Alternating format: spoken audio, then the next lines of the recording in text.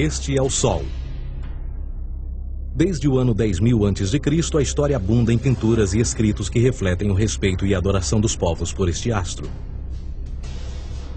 E é simples entender o porquê, com seu aparecimento todas as manhãs, trazendo visão, calor e segurança, salvando-os do frio e da escuridão da noite repleta de predadores. Sem ele, todas as culturas perceberam que não haveriam colheitas nem vida no planeta. Estas realidades fizeram do Sol o astro mais adorado de todos. Todavia, muitos estavam atentos também às estrelas. As estrelas formavam padrões que lhes permitiam reconhecer e antecipar eventos que ocorrem de tempos em tempos, tais como eclipses e luas cheias. Eles catalogaram grupos celestiais daquilo que conhecemos hoje como constelações. Esta é a Cruz do Zodíaco, uma das mais antigas imagens na história da humanidade. Ela representa o trajeto do Sol através das 12 maiores constelações no decorrer de um ano. Ela também representa os 12 meses do ano, as 4 estações, solstícios e equinócios. O termo zodíaco está relacionado com o fato das constelações serem antropomorfismos ou personificações, como pessoas ou animais. Por outras palavras, as primeiras civilizações não só seguiam o Sol e as estrelas, como também as personificavam através de mitos que envolviam seus movimentos e relações. O Sol, com o seu poder de dar vida e de salvar, também foram personificados como se representasse um criador ou um deus. Deus Sol, a luz do mundo, o salvador da humanidade. Igualmente, as 12 constelações representaram lugares de viagem para o Deus Sol e foram nomeados por elementos da natureza que aconteciam nesses períodos de tempo. Por exemplo, Aquários, o portador da água que traz as chuvas da primavera. Este é Horus. Ele é o Deus Sol do Egito de 3.000 a.C. Ele é o Sol antropomorfizado e a sua vida é uma série de mitos alegóricos que envolvem o movimento do Sol no céu. Dos antigos hieróglifos egípcios conheceu-se muito sobre esse Messias solar. Por exemplo, Horus, sendo o Sol, tinha como inimigo o Deus Sete, que era a personificação das trevas ou da noite. E metaforicamente falando, todas as manhãs Horus ganhava a batalha contra Sete. E no fim da tarde, Sete conquistava Horus e o enviava para o mundo das trevas. Será importante frisar que trevas versus luz ou bem versus mal tem sido uma dualidade mitológica onipresente que ainda hoje é usada em muitos níveis. No geral, a história de Horus é a seguinte. Horus nasceu em 25 de dezembro da Virgem Isis Mary. O seu nascimento foi acompanhado por uma estrela no oeste, que por sua vez foi seguida por 3 reis em busca do Salvador recém-nascido. Aos 12 anos era uma criança prodígio nos ensinamentos, e aos 30 anos ele foi batizado por uma figura conhecida por Anup, e assim começou o seu ministério. Horus teve 12 discípulos e viajou com eles, fazendo milagres tais como curar os enfermos e andar sobre as águas. Horus também era conhecido por vários nomes como a Verdade, a Luz, o Filho Adorado de Deus, o Bom Pastor, Cordeiro de Deus, entre muitos outros. Depois de ter sido traído por Tifão, Horus foi crucificado, enterrado por 3 dias e então ressuscitou. Estes atributos de Horus, originais ou não, parecem influenciar várias culturas mundiais e muitos outros deuses encontrados com a mesma estrutura mitológica. Atis da Firígia nasceu da Virgem Nana em 25 de dezembro. Crucificado, foi posto na tumba e 3 dias depois ressuscitou. Krishna, da Índia, nasceu da Virgem Davaki com uma estrela no ocidente assinalando sua chegada, fez milagres juntamente com seus discípulos e após sua morte ressuscita.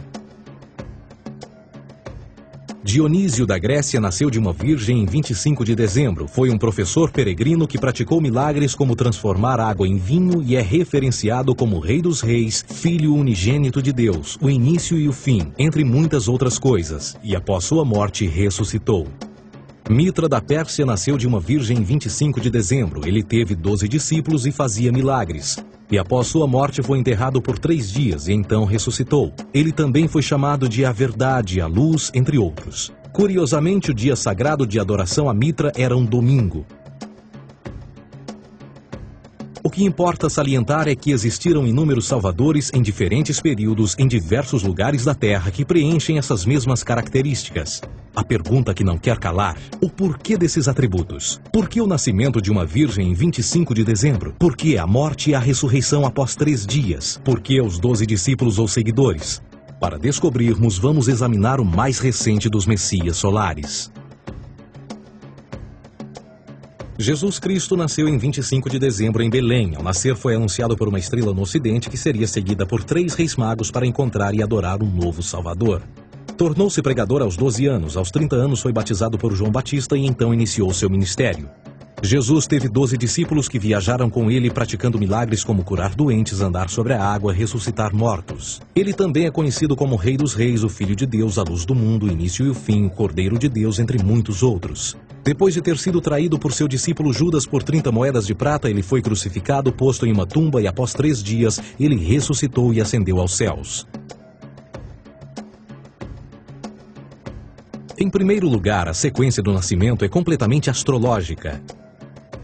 A estrela no ocidente é Sírius, a mais brilhante do céu noturno, que a cada 24 de dezembro se alinha com outras 3 estrelas brilhantes no cinturão de Órion. Essas 3 estrelas brilhantes são chamadas hoje, como eram na antiguidade, 3 reis, 3 Marias no Brasil e Portugal. Os 3 reis e a estrela mais brilhante, Sírius, todas apontam para o nascer do Sol em 25 de dezembro. Esta é a razão pela qual os 3 reis seguem a estrela a oeste em uma ordem que apontam ao amanhecer. O nascimento do Sol.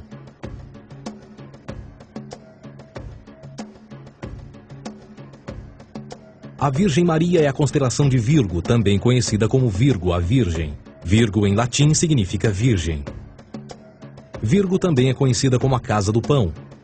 E a representação de Virgo é uma virgem segurando um feixe de espigas de trigo. Esta casa do pão e o seu símbolo das espigas de trigo representa agosto e setembro, a época das colheitas. Por sua vez, Belém é a tradução ao pé da letra de a casa do pão. Belém também é a referência à constelação de Virgem, um lugar no céu, não na terra.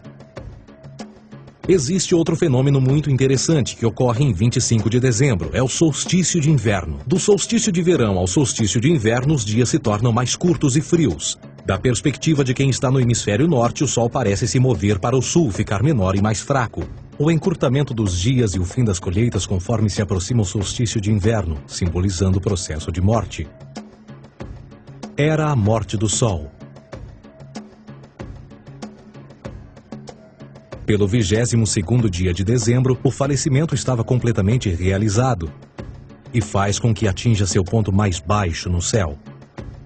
Aqui algo curioso acontece. O Sol para de se mover por 3 dias. Durante estes 3 dias, o Sol fica pelas redondezas da constelação do Cruzeiro do Sul, ou Alfa Crucis.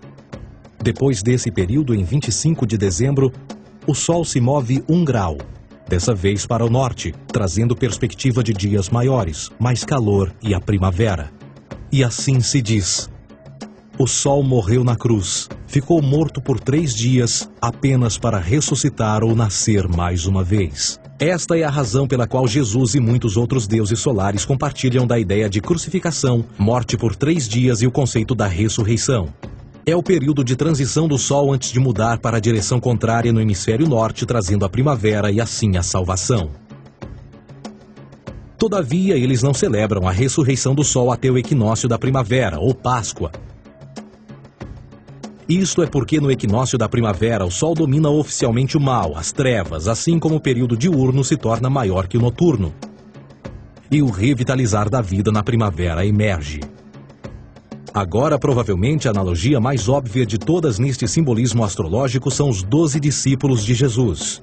Eles são simplesmente as 12 constelações do zodíaco com que Jesus, sendo o Sol, viaja. De fato, o número 12 está sempre presente ao longo da Bíblia.